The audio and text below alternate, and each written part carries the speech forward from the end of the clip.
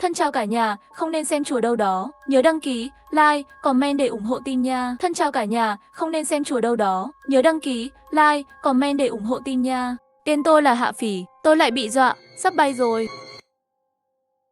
3 giờ sáng, tôi thấy trên điện thoại có tin nhắn của bạn cùng phòng Cố Như gửi đến. Tôi đang ở trong nhà vệ sinh, vừa rồi dưới cửa phòng đột nhiên sáng lên một tia sáng. Tôi nhìn kỹ lại hóa ra là một cái ống kính. Có một người đàn ông ngồi xổm ở đó, hắn đã phát hiện tôi đang nhìn hắn. Cậu mau đến cứu tôi. Tôi lập tức mở miệng gọi tên cô ấy. Nhưng trong ký túc xá không ai trả lời. Cửa mở hé, tất cả đều cho thấy Cố Như chưa quay lại. Ngay khi tôi hoảng sợ muốn ra ngoài tìm cô ấy, đột nhiên nhận được tin nhắn từ bạn thân ở ký túc xá bên cạnh. Mau khóa cửa lại đi. Tối nay dù là ai cũng đừng mở cửa. Tại sao? Tin nhắn này của tôi vừa được gửi đi. Tôi nghe thấy một chuỗi tiếng bước chân rất yếu ớt đi về phía tôi. Người kia cố ý hạ thấp bước chân, nhưng vẫn không thể tránh khỏi sẽ phát ra âm thanh trượt trên sàn nhà. Tôi sống ở cuối hành lang phòng ký túc 410. Tôi tỉnh táo nhận ra, giọng nói đó hoàn toàn không có ý dừng lại trên đường, đi thẳng đến vị trí của tôi. Trực giác cho tôi biết người đến không tốt. Nhưng bây giờ trèo ra khỏi giường và đóng cửa lại, rõ ràng là không kịp rồi. Tôi nằm xuống giường giả vờ ngủ, nheo mắt lại.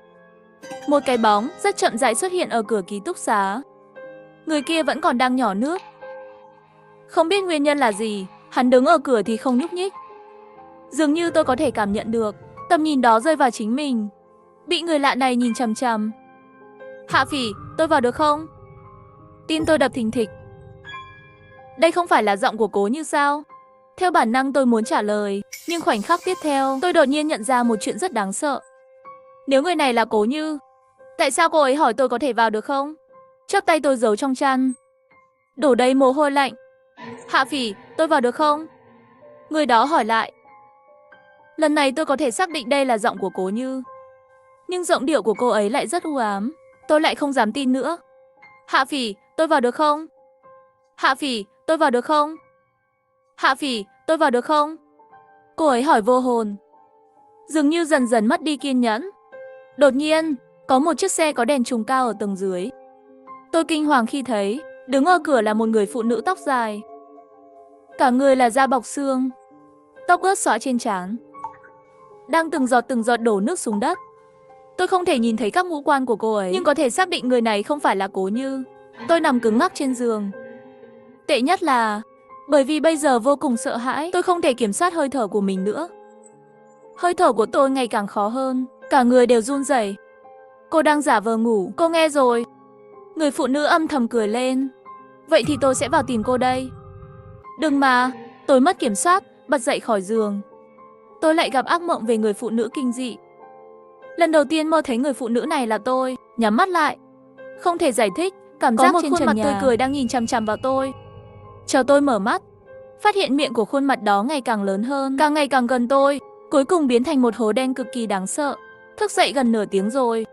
Kim giờ chỉ vào số 3 trên mặt số, nhưng tim tôi vẫn đập rất mạnh. Tôi thở hổn hển, sợ làm Cố Như tỉnh dậy. Chờ đã. Cứ đến nửa đêm ngủ là Cố Như sẽ nghiến răng. Nhưng tại sao ký túc xá tối nay rất yên tĩnh? Cửa phòng ngủ đã mở. Nhanh chóng mở điện thoại. Tôi đang ở trong nhà vệ sinh. Vừa rồi dưới cửa phòng đột nhiên sáng lên một tia sáng. Tôi nhìn kỹ hơn, là ống kính. Có một người đàn ông ngồi xổm ở đó. Hắn đã phát hiện tôi đang nhìn hắn. Mau đến cứu tôi. Tiếng bước chân, dường như đang đi không mục đích trong bóng tối. Tuyệt vọng lao xuống và khóa cửa lại. Sau đó dựa người ở trên cửa, cả người đều run rẩy. Lúc này tin nhắn của bạn thân cũng đến đúng lúc. Khóa cửa lại đi. Tối nay dù là ai cũng đừng mở cửa. Cái quái gì thế này?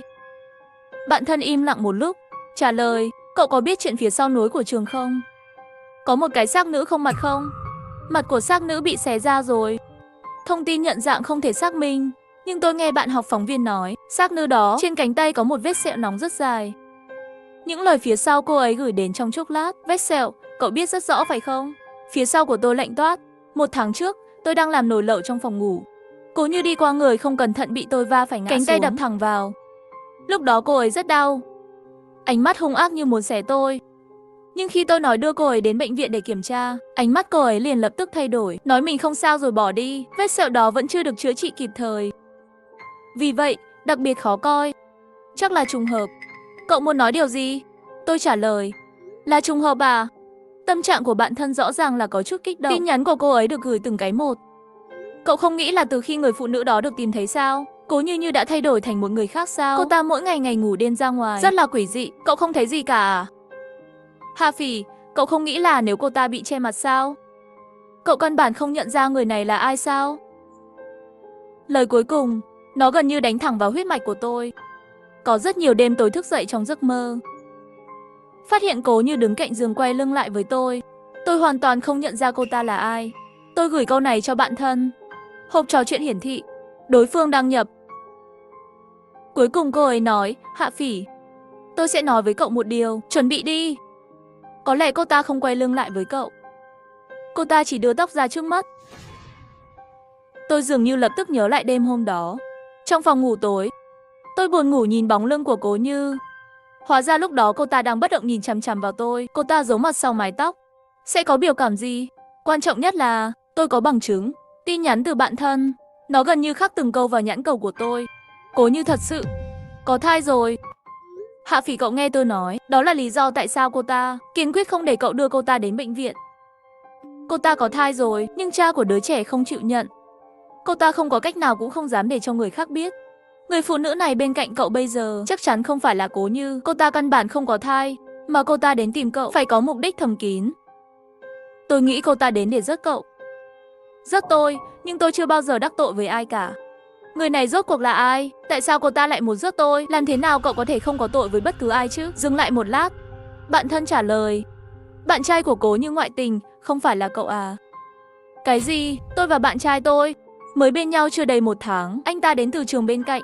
Tôi không rõ tình hình cá nhân của anh ta, nhưng với sự hiểu biết của tôi về tính cách của anh ta làm sao có thể là một tên trà nam cắm sừng Cố Như được. Mà bạn thân lại làm sao có thể nhận định rằng anh ta là bạn trai của Cố Như. Da đầu tôi tê dại. Nhưng vẫn chưa kịp trả lời tin nhắn, bạn thân đột nhiên nhanh chóng gửi đến 2 giọng nói, Hạ Phít. Cẩn thận, tôi vừa định đi vệ sinh, thấy một phụ nữ đi về phía cậu. Tư thế đi bộ của cô ta rất cứng nhắc, nghiêng cổ như một bộ xương. Tôi không thể chắc được cô ta có phải là người giả mạo Cố Như nữa không, nhưng trông cô ta rất đáng sợ. Cô ta đã đến ký túc xá của cậu đến đó, nhờ tối nay dù thế nào cũng không được mở cửa. Tôi cũng nghe thấy từ hành lang. Bước chân nhanh, tôi nhanh chóng khóa cửa lại, cầm chặt điện thoại, sẵn sàng gọi cảnh sát bất cứ lúc nào.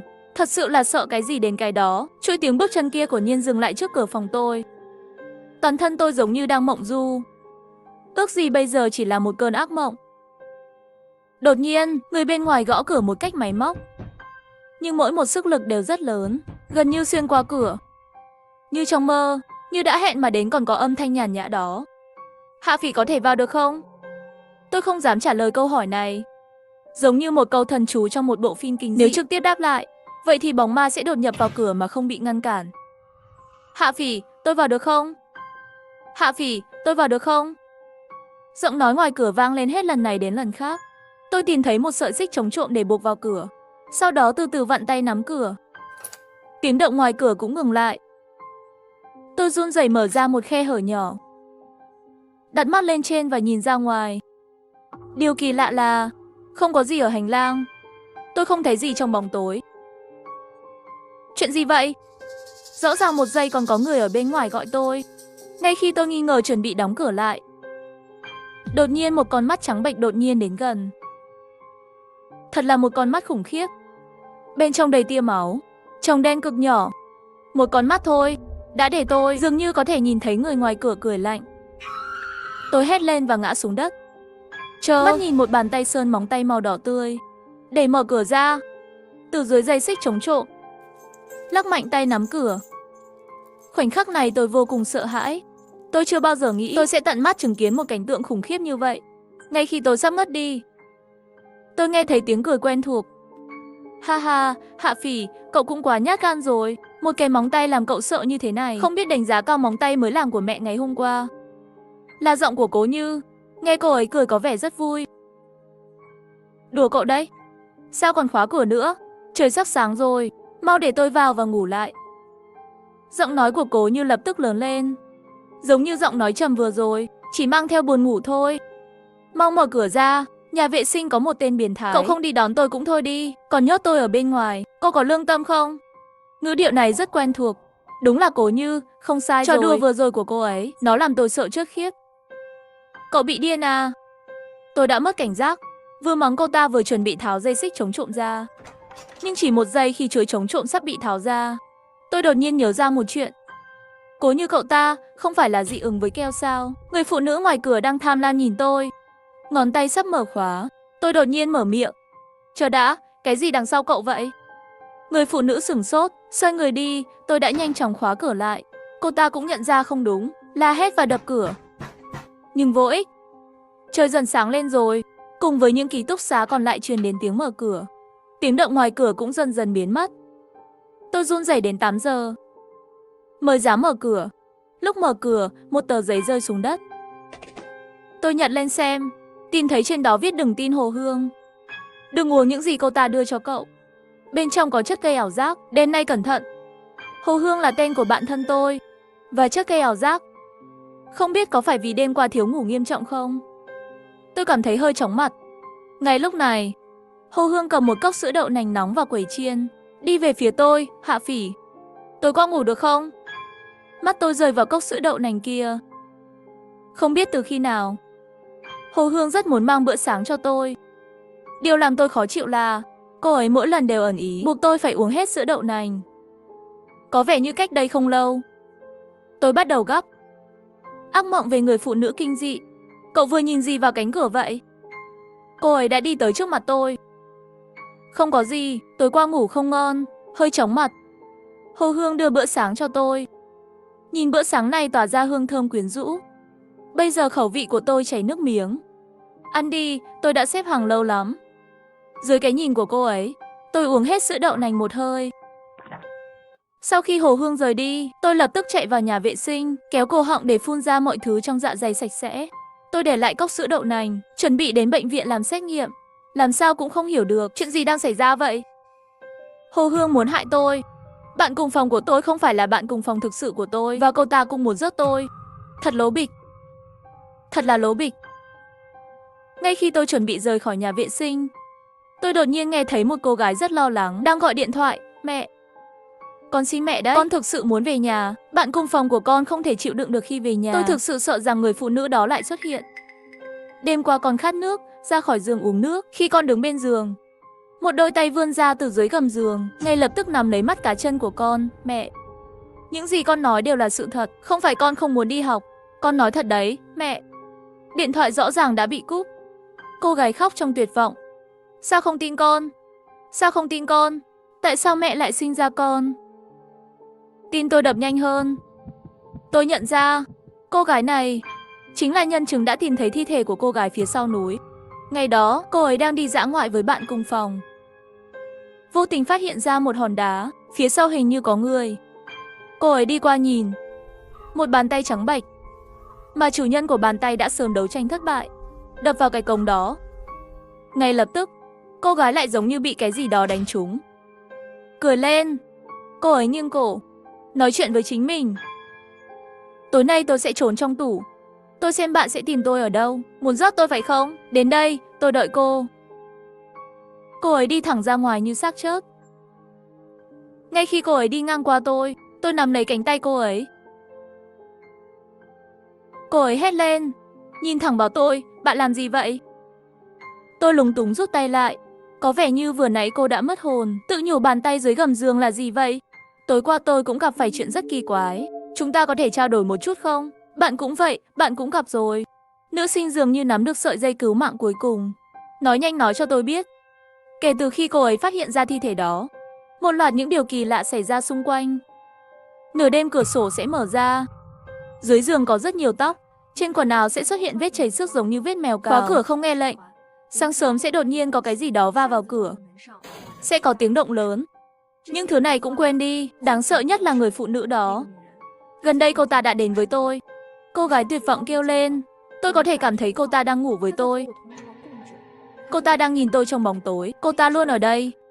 Ngay khi cô ấy suy nghĩ, khi muốn tiếp tục nói với tôi điều gì đó, tiếng chuông đi học vang lên. Hẹn tôi gặp nhau ở đây trong giờ giải lao. Đáng sợ nhất, hay là một bí mật tôi vô tình phát hiện ra. 3 giờ sáng là một thời điểm khủng khiếp. Tại thời điểm này, bạn không được nhắn tin cho bất cứ ai. bởi vì bạn không biết người mà bạn đang nói chuyện là ai. Đến lớp học. Tôi đến nơi này đúng giờ.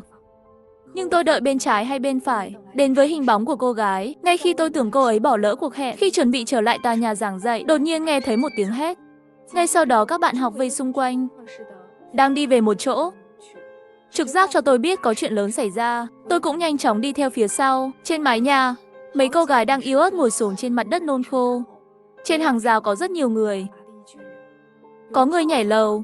Câu nói này kèm theo một mùi máu nồng nặc vào đầu mũi tôi. Tôi tiến lên vài bước. Tôi cảm thấy có gì đó hút vào cơ thể mình. Thân thể mềm mại. Tôi đặt linh hồn đốm đến chỗ hàng rào nhìn xuống. Cô gái nằm ngửa trên mặt đất. Bên dưới là một vũng máu lớn. Cô ấy không mang giày, chân trắng bạch, mắt mở to. Nhìn xuống. Cô ấy như đang nhìn tôi. Nhìn thẳng vào tôi. Cô gái chớt chính là người tôi đã nói chuyện lúc sáng. Cô ấy, chớt rồi. Người tiếp theo có đến lượt tôi không? Trong trạng thái hoảng hốt, tôi nghe thấy tiếng động của giọt nước. Có người đang khóc. Tôi thấy thi thể cô gái đầy máu thay đứng lên. Cô ấy từng bước leo lên tường, cuối cùng trèo qua lan can đến trước mặt tôi. Nhìn chằm chằm vào tôi nói, đi cùng tôi đi. Không thoát được đâu. Tiếp theo là cô. Nên đến lượt cô. Rồi đôi tay này nắm lấy vai tôi. Muốn tôi nhảy xuống cùng nhau. Tôi không thể chớt. Tôi tuyệt đối không thể chớt. Và trong giây tiếp theo. Đau quá, Hạ Phỉ, cô bị sao vậy? Thì ra là Giang Tuyển, bạn trai tôi. Tôi mới phát hiện ra, tôi không biết khi nào tôi đứng trên lan can. Xung quanh có rất nhiều bạn học nhìn tôi. Giang Tuyển một cái kéo tôi xuống. Em có điên không? Đây là muốn nhảy lầu sao? Em. Đầu tôi lại bắt đầu đau. Sau khi dần dần khôi phục lại thần, phản ứng đầu tiên là nhớ đến lời nói của Hồ Hương tối qua. Hạ Phỉ, em đang làm gì vậy? Tôi hỏi bạn gái cũ của anh có phải là bạn cùng phòng của tôi không? Tôi nhạy bén bắt được của Nhiên. Khi nhắc đến chữ Cố Như, ánh mắt của Giang Tuyển trôi đi một lát. Được rồi, tên khốn nhà anh. Tôi lại đá vào chân anh ta. Tức giận không đáng ghét quay lại. Giang Tuyển đuổi theo phía sau muốn giải thích, nhưng tôi không cho anh ta cơ hội đó. Anh làm Cố Như có thai. Sau khi anh bắt đầu loạn kết thúc, lại đến bên tôi. Giang Tuyết, anh có ghê tởm không? Tôi và Cố Như là bạn cùng phòng. Anh làm như vậy là muốn xem tôi là ai? Hạ Phỉ. Nghe anh giải thích. Chuyện không như em nghĩ đâu. Anh và cô ấy đã chia tay từ lâu rồi. Đứa bé không phải của anh. Anh đối với em là thật lòng. Em đừng nghe Cố Như nói bậy. Em tin anh đi. Ngày xưa đôi mắt sâu thẳm này làm tôi mê hoặc. Bây giờ tôi chỉ cảm thấy buồn nôn. Giang Tuyển, chúng ta đã chia tay rồi. Tôi đến bệnh viện xét nghiệm cái cốc sữa đậu nành kia. Kết quả rất bình thường. Bạn thân tôi không hạ thuốc tôi. Lý do bạn thân trở thành bạn thân, bởi vì chúng tôi đối với nhau đều là thật lòng. Làm sao cô ấy có thể làm hại tôi? Tôi áy náy cầm tờ đơn ngồi ở hành lang. Âm thầm mắng người đó để lại cho tôi một ghi chú. Người gây chia rẽ. Khi chuẩn bị rời đi, tôi đột nhiên nghe thấy ở phòng bên cạnh có cuộc trò chuyện giữa cảnh sát và bác sĩ. Lúc đầu tôi chỉ nghe, dần dần cảm thấy rùng rợn. Thi thể phía sau núi là một cô gái mang thai. Nhưng thời gian mà cô ấy chết không lâu lắm bởi vì bị cưỡng hiếp. Trong túi cô ấy có một vết bị rách, lại dán một nửa hóa đơn xét nghiệm từ bệnh viện này. Bên trong cho thấy thai nhi đã hơn 4 tháng. Hơn 4 tháng. Hoàn toàn tương ứng với những gì bạn gái nói. Chẳng lẽ thi thể nữ kia thật sự là Cố Như? Vậy những ngày này luôn, người sống cùng tôi. Tôi không dám nghĩ nữa. Lúc này tôi cảm thấy trong bóng tối có một đôi bước chân nặng nề đang đến gần tôi. Có người muốn giết tôi. Người phụ nữ kinh khủng đó đã ra khỏi giấc mơ. Cô ta đã đi đến bên tôi. Người tiếp theo sẽ là tôi. Tôi liều lĩnh chạy ra ngoài. Khi chạy đến đầu cầu thang, một phụ nữ đeo khẩu trang chặn tôi lại. Tôi nhìn, chính bác sĩ đã cho tôi kết quả xét nghiệm.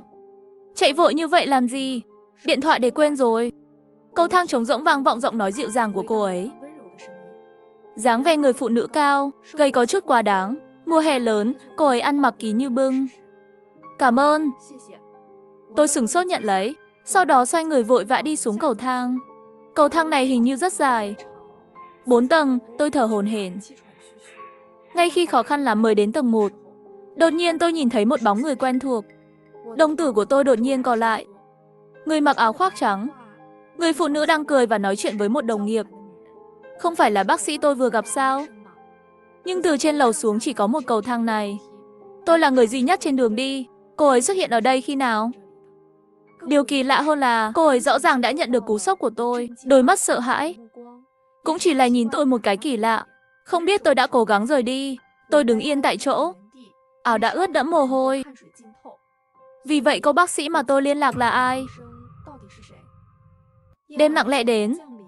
Dưới cảnh báo sa thải của cố vấn, tôi trở về ký túc xá.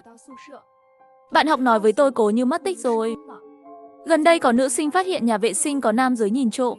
Trường học yêu cầu mọi người không được rời trường vì lý do an toàn. Gửi bảo vệ tuần tra. Trong khu ký túc xá có người có mũi có mắt nói. Cố Như chính là bị người đàn ông đó theo dõi bắt đi rồi. Người đàn ông nói. Tôi đã từng về ký túc xá sau khi tự học xong vào rất muộn. Thấy mình bị theo dõi. Người đàn ông đó đang trốn ở góc đường, nhưng vẫn bị tôi phát hiện. Bạn cùng phòng của tôi không thể không nghĩ rằng buổi tối chỉ có mình ở đó. Ngay khi tôi đang run rẩy cắm chìa khóa, người đàn ông kia nhanh chóng từ trong góc đi ra. Vào thời điểm quan trọng, may mắn thay, tôi đã vào ngay lập tức, không để người đàn ông đó thành công. Bạn học này đắc ý kể về bản thân. May mắn thoát ạ. Bên dưới là tiếng chửi thề, đổ lỗi cho cô ấy vì đã không báo cáo với giáo viên sớm dẫn đến bây giờ lại có bạn học bị rớt. Cô ấy tranh cãi 2 câu, sau đó rời khỏi nhóm trò chuyện. Tôi lén kết bạn với cô gái đó. Lúc đầu cô ấy không nói gì thêm. Nhưng theo lời cầu xin lặp đi lặp lại của tôi, cô ấy nhớ lại rằng người đàn ông đó rất cao và rất mạnh mẽ. Có một nốt ruồi đen lớn bên cạnh mũi. Vừa nhìn cũng có thể nhìn thấy. Rất rõ ràng. Không biết tại sao, nghe mô tả của anh ta, tôi có một cảm giác quen thuộc.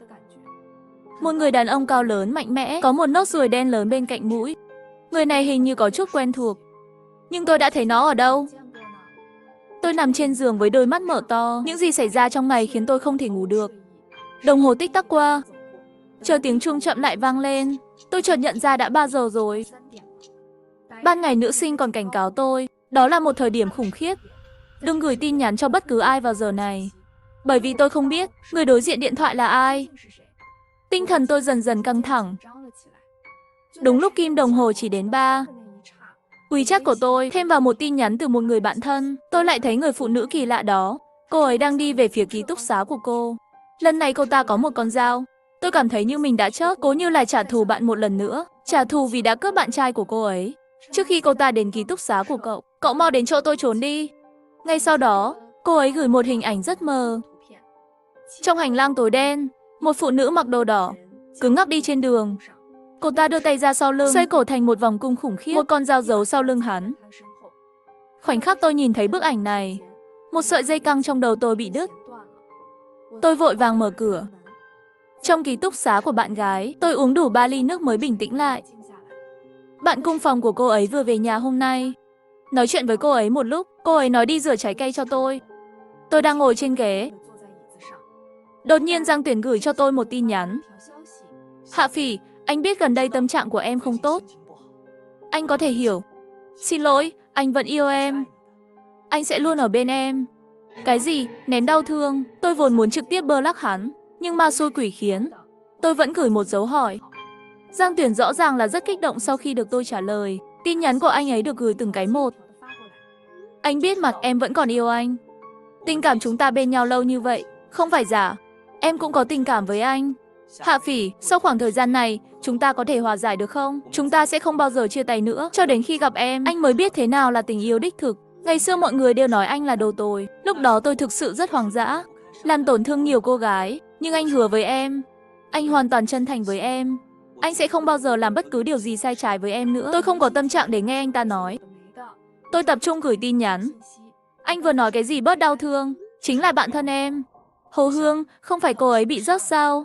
Vừa rồi tin tức của cảnh sát đã được gửi đi rồi. Anh mới thấy. Thực sự xin lỗi. Tôi kiên quyết mở tin tức chính thức. Nạn nhân là sinh viên năm thứ 2 đại học. Người thành phố nào đó ở tỉnh nào đó. Chính là Hồ Hương. Điện thoại của tôi rơi xuống đất. Tôi run rẩy muốn đi nhặt. Khi nhìn lên, vừa vặn đụng phải khuôn mặt nhợt nhạt của bạn thân ở phía đối diện. Trong ánh sáng mờ, tôi phát hiện đồng tử của cô ấy không có tiêu cự. Hạ Phỉ, sao cậu lại nhìn tôi như vậy? Cậu đang run.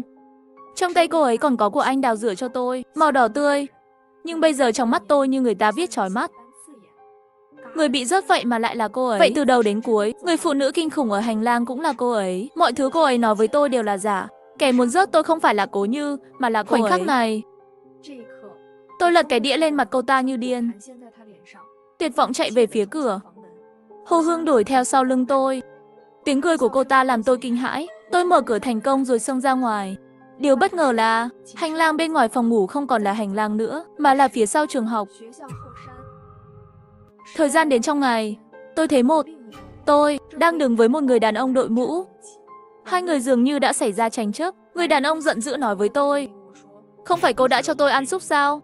Lần này lại đổi ý rồi." Tôi hạ giọng, vai run rẩy, hoàn toàn bộc lộ sự hoảng loạn trong lòng tôi lúc này. Tôi muốn anh làm ông ấy sự vô tội của cô ta, nhưng tôi không bảo anh trực tiếp rớt cô ta. Cô ấy là bạn cùng phòng của tôi. Anh rớt cô ta, cảnh sát chắc chắn sẽ kiểm tra tôi. Vậy thì sao? Bây giờ người chết cũng đã chết rồi. Cô không nhận mau. Đưa tiền đây. Tôi ra ngoài để tránh gió. Tôi gặp được người độc phụ như cô cũng thật là xui xẻo. Cô nghi ngờ bạn trai và bạn gái cũ của anh ta, luôn tìm tôi làm việc. Tôi ghê tởm.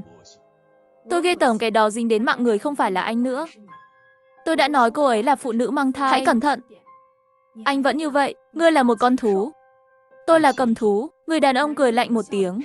Hắn đột nhiên giơ cánh tay to lớn lên, bóp cổ tôi thật mạnh. Hướng của đèn nền, tôi thấy rõ mặt người đàn ông đó. Có một nốt ruồi lớn trên mũi anh ấy. Thì ra là hắn. Đồ khốn, ta bảo ngươi mắng ta là quái vật. Hôm nay tôi sẽ cho ngươi biết thế nào là cầm thú thật. Tôi nhìn người đàn ông đó, bóp cổ tôi. Ngay khi tôi nghĩ rằng tôi sẽ bị hắn ta rớt, Hồ Hương khẩn trương đi ra từ phía sau một căn nhà bí mật. Dừng tay, buông tay cô ấy ra. Tôi kinh hãi, nhìn cô gái nhỏ gầy nhảy tới chắn trước mặt tôi. Giọng cô ấy đang run, nhưng vẫn dám nói: "Ngươi, có tin tôi báo cảnh sát bắt ngươi không?" Nhưng cô ấy không ngờ, ngay khoảnh khắc cô ấy nói những lời này, vừa rồi còn che cổ họng, ho không thở được. Tôi lập tức thay đổi sắc mặt, đẩy mạnh cô ấy vào bể bơi. "Còn đứng đó làm gì?" Cô ta đã nghe mọi thứ. Cô ta nói sẽ gọi cảnh sát. Nhanh chóng cùng nhau dìm chết cô ta đi. Tôi ngã xuống đất. Vô số kỷ niệm xuất hiện. Cô ấy liều mạng đấu tranh vài cái sau dần dần không còn sống. Tôi tận mắt nhìn thấy khóe mắt cô ấy rơi ra một giọt nước mắt đẫm máu. "Nhớ chưa?" Một giọng nói khàn khàn vang lên sau tai tôi. Tôi quay đầu lại, vừa vặn đụng phải đôi mắt chảy máu của Hồ Hương. Giống như khi cô ấy bị tôi đè xuống nước, vẻ ngoài bất lực. Tôi rõ ràng là muốn cứu cô, nhưng cô đã tự tay rớt tôi. Hạ Phỉ, tôi thực sự coi bạn là bạn thân nhất của tôi. Ngay cả khi tôi phát hiện ra bạn là hung thủ rớt Cố Như, vẫn đứng về phía bạn mà không do dự. Thậm chí còn muốn giúp cô chôn bằng chứng. Nhưng cô thì sao? Cô đã rớt tôi. Tiếng cười của cô ấy càng lúc càng thê thảm, khuôn mặt xinh đẹp cũng dần dần biến thành hình dạng thối rữa. "Hạ Phỉ, cô đã nói rồi, sẽ làm bạn thân với tôi đời đời kiếp kiếp. Chúng ta sẽ không bao giờ chia cách. Cô có nhớ không?" Tiếng chuông nhỏ phát ra từ điện thoại của tôi. Giờ này vẫn là 3 giờ sáng.